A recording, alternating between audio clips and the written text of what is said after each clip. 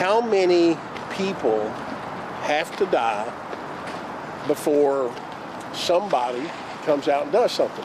People like Santiago, and I read about them and I talk to the family members and I go, there's no reason that he decides he's gonna end it all the scariest way that he could possibly imagine and drowned himself. Walks down to the water's edge, and rather than keep his shoes on, which would weight him, the shoes were found and a knife was found.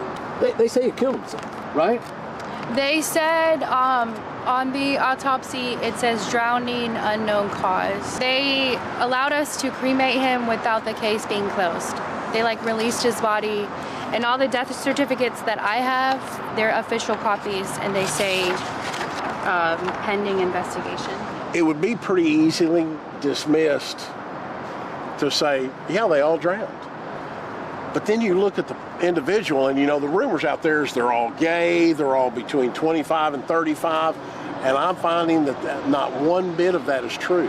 So I've started doing a little digging into how much money is associated with Rainey Street. Right now, without actually having the documents in my hand, I'm guessing between $3 and $5 billion a year. So how is it that over 20 people have drowned there in about a 5-year period? And how come with that many deaths, we don't have patrols down here like you do on 6th Street? Yeah. At 5:30 a.m., I get a text saying, I have your brother. If you tell the police, I'm gonna kill him and I'll send him to you piece by piece. There's Martin right there. Told me, send $1,000 here, I'm gonna give you a picture of your brother. At this point, we had no idea where Martin was.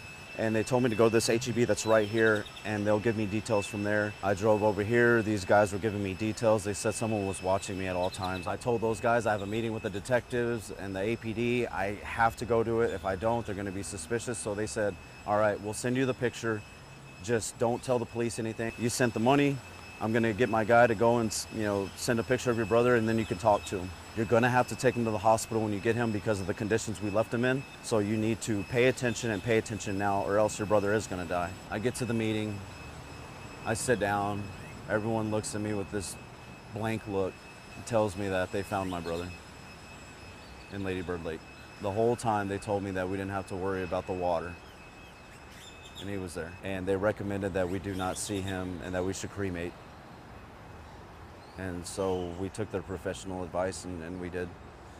I didn't know that they were telling all the families to cremate. Now that I look back, I shouldn't have done it because then it would have gave us a chance to do another autopsy. There has been multiple, 20 plus bodies that have gone, including my brother, and nothing has been done.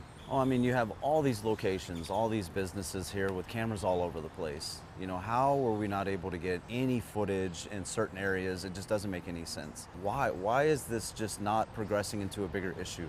What is the bigger issue? What is the city of Austin protecting? What is Rainey Street doing?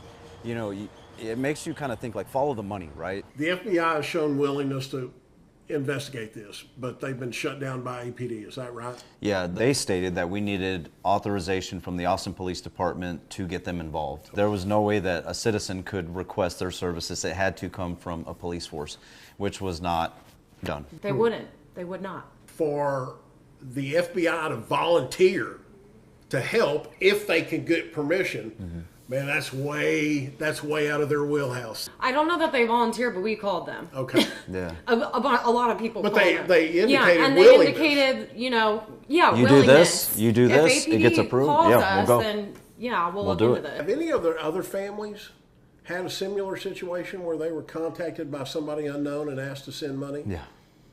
The transaction happened December 1st, 2018. The message that I have from Detective Donovan was in mid-March by the time he responded back to me. Each one of us believes that someone is out there hurting all these people. There is someone out there doing this. Well, I'm going to tell you, we're going to piss a lot of people off. I got a text message the morning my brother was found. Multiple messages that actually stuck out. People telling me to be careful. Saying, hey man, this is something bigger than you. This is millions and millions of dollars of revenue that you're trying to play with, and you're a thorn in their side. You be a thorn in their side long enough, they're gonna get rid of it.